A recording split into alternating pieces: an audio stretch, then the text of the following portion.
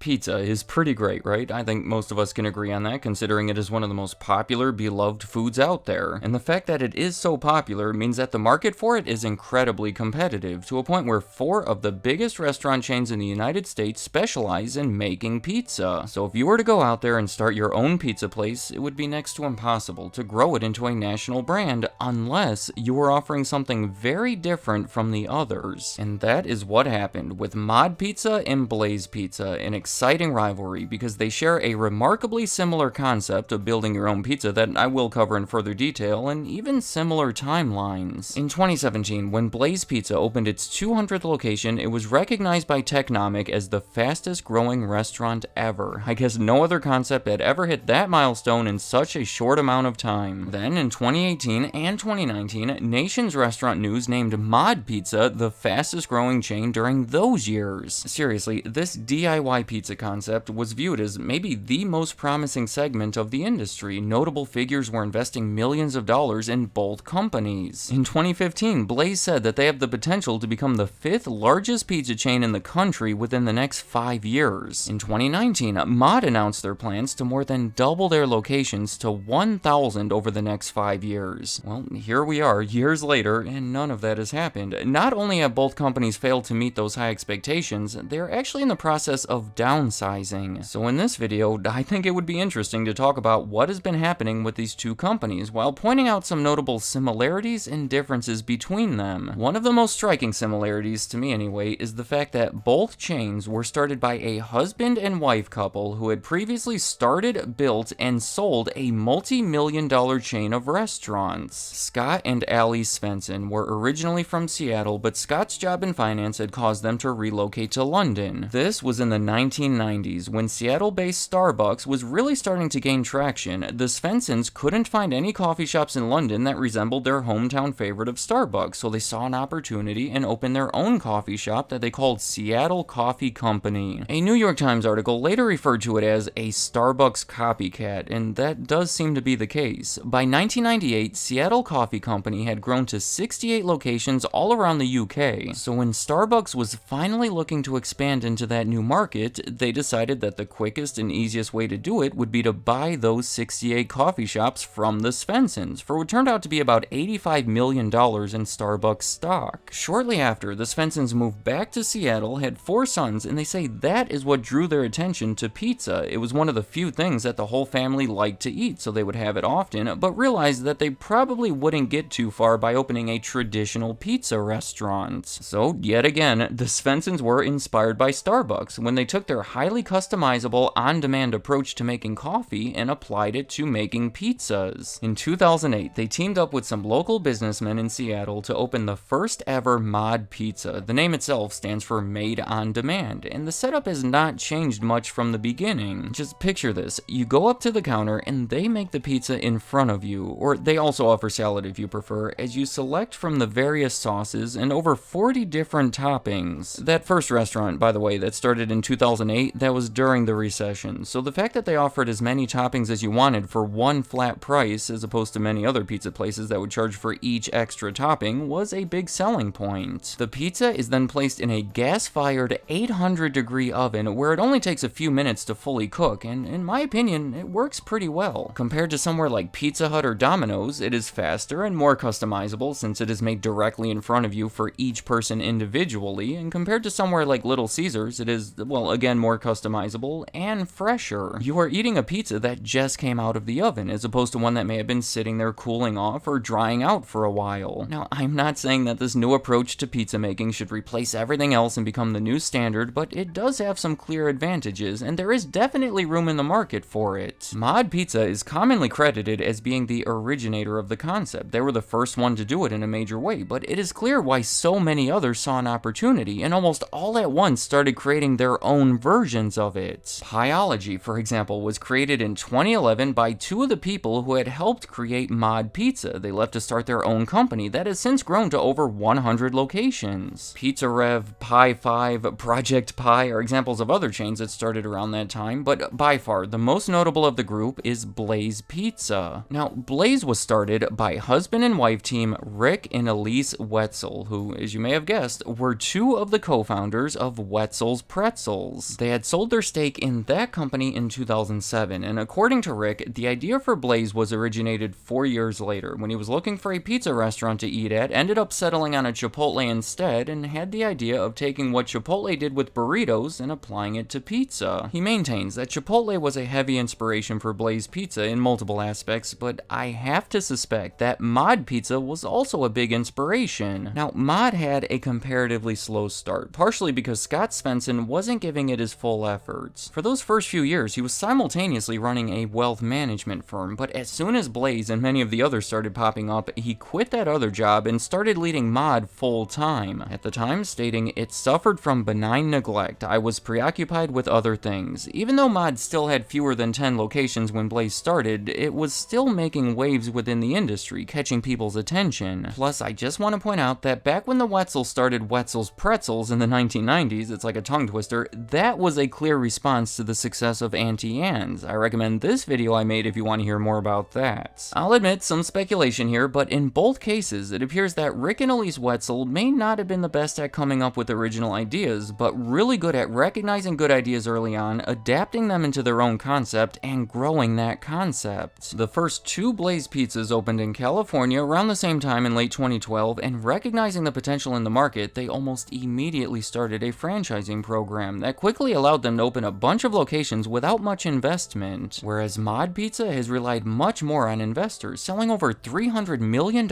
in equity through various rounds of funding, and using that money to open locations that are owned by the company. Though I should mention that Blaze has had some notable investors as well, with one of their earliest investors being LeBron James, who has been heavily associated with the company ever since. He became a franchisee of locations in Chicago and Miami, and in 2015 even turned down a 4-year, $15 million endorsement extension with McDonald's in favor of endorsing Blaze Pizza. So his involvement, along with an aggressive franchising program, were big factors in Blaze becoming one of the fastest growing chains that was even able to briefly become the biggest of its kind before being passed back up by Mod Pizza. It was really neck and neck there for a while. Now, looking over at Mod Pizza, aside from being the original and having experienced leadership, I would have to say that a portion of their success comes from having a positive reputation. I'm not going to go into too much detail here, but the company has a history of donating to charities, helping communities, and is generally believed to be a pleasant place to work. They have been recognized by Fortune on multiple lists of the best workplaces, providing higher wages and better benefits than the industry standards, and they specifically hire individuals that would traditionally have a hard time finding employment. I'm talking about people with disabilities, little experience, or criminal records. These are all deep topics. I could lead the video in multiple different directions, but for right now, I'm just going to summarize by saying that Mod has more of a wholesome image, whereas Blaze, I believe, is considered to be much cooler. Let me know if that aligns with your perception, but as I said in the beginning, after such a promising start, both Mod and Blaze have been showing signs of trouble. Over at Blaze, their growth almost completely stopped in 2019. They have since closed more locations than they have opened. They have named 2 different CEOs since then, the most recent one being in early 2023. They have moved their headquarters and made some major menu changes for the first time in a decade as an attempt to revitalize the brand and try to get everything back on track. And then it is a similar situation over at Mod. They have continued opening new restaurants at a slower pace until 2024 and have since started closing some of them. Early in the year, Scott Svensson announced that he would be stepping down from his CEO position, and probably the most concerning of any of it was in July when it was reported that they were considering bankruptcy and searching for ways to avoid it. Well, it looks like one of those ways was to sell the company for an undisclosed amount, so the future seems pretty uncertain at this point. I want to be clear that these are both privately owned companies with limited information reported about them, so it is difficult to put together a full picture of why everything has gone so poorly, but I have to think that expanding so fast has become an issue. Just think about it. There was unfulfilled demand out there for DIY pizza restaurants in markets all across the country, so it became a race as to who can get there first to fill that demand. Mod and Blaze, they were like the leaders of the race, but there were dozens of others competing as well. Some of the markets may have become saturated with too many locations, but I think that the bigger issue was the speed at which they were opening. All of these companies were motivated to agree to expensive leases in poor locations, just so they could get more locations out there and get in these markets first. Regarding some of the recent closings, a spokesperson for Mod Pizza said a few were closed due to unfavorable lease and site decisions made during a period of rapid expansion prior to the pandemic. Also, that leads me to the fact that the pandemic did not help the situation. The customizable make the food in front of you format does not adapt to delivery quite as well as traditional pizza places. And on top of that, a lot of their sales over the years have come from office workers going there during their lunch break, so when people are not going to the office nearly as much, well, you could see how that could have a negative impact. Overall, it was maybe too much and definitely too fast and proved to be bad timing, but I do think the concept is still strong. Let me know in the comments, what do you think of the concept? Is there a big advantage to having your pizza constructed in front of your eyes and cooked at 800 degrees, or do you still prefer one of the more traditional formats? Also, how do you compare the different restaurants within the category? Do you prefer Mod or Blaze, or is there another one out there that deserves more credit? And finally, what do you see for the future? Will one of them emerge ahead of the others? Will they continue to compete for market share, or is everything just going to collapse? And any other thoughts you have about Mod Pizza, Blaze Pizza, or any other kind of pizza, leave them in the comments. I'd like to hear what you have to say.